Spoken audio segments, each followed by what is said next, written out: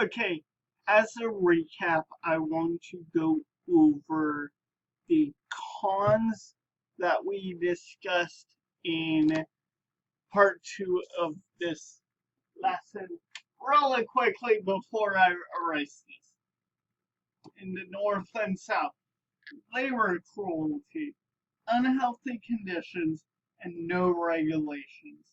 And the South, growth of slavery.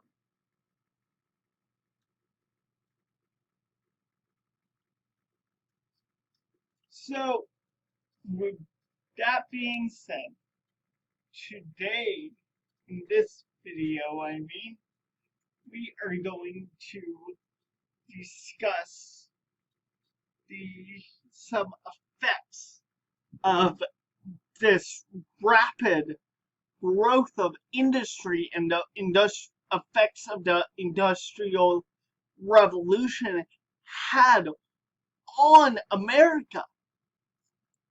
So, video is gonna be short and sweet, I promise. Early American factories were usually owned by individuals, families, or partners. As mechanization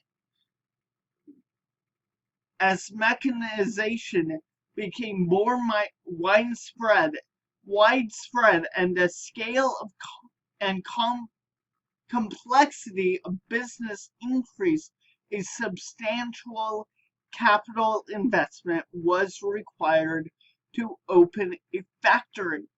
Although it was a slow process, these factories led more and more firms to incorporate ownership. Prior to the 1860s, most manufacturing was conducted by unincorporated companies. Organizing a corporation required a special act of the state legislature. Many people believed that only projects that were in the public interest, such as roads, railways, and canals, were entitled to the privilege of incorporation. Businessmen also often viewed corporations as monopolistic and corrupt, as a threat to the individual enterprise. It took years for corporations to be regarded as agencies of free enterprise. So this shift started happening from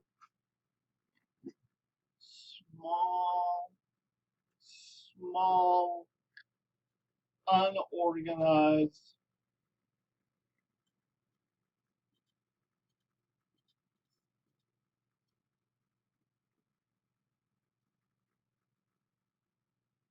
family style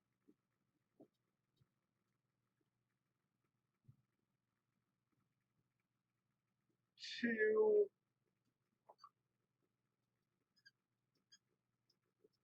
corporations with ownership and stuff like that. Not only did the growth of industry encourage the formation of corp of corporations, but it also shaped American society in a variety of other ways. It reduced the need for foreign products and moved the country closer and closer to self sufficiency. Self sufficiency. Meaning we don't have to rely on other countries for our trade and to make our products. We can go from start creating the product to final product all in the country. We don't have to rely on anybody else.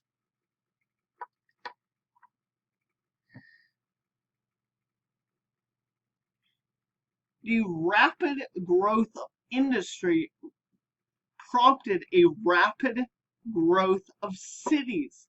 Prior to 1840, commerce dominated the activities and location of major cities in America. The growth of industry required new concentrations of people at places convenient to water power or raw materials. So growth of cities also happened. Growth of cities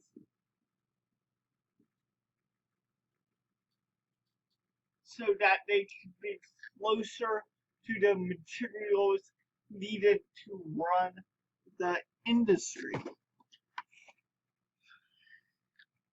Okay, as American society became more connected and urban due to the effects of industrialization, people had more time for recreation.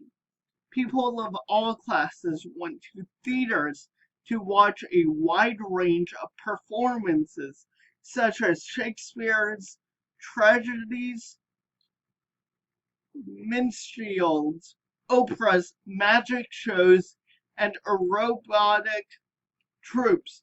The theaters encouraged a boisterous atmosphere, so most respectable women did not attend.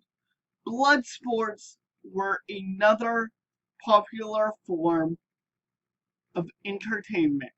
Dogfighting, cockfighting, and prize fighting were all fashionable and encouraged frenzied betting.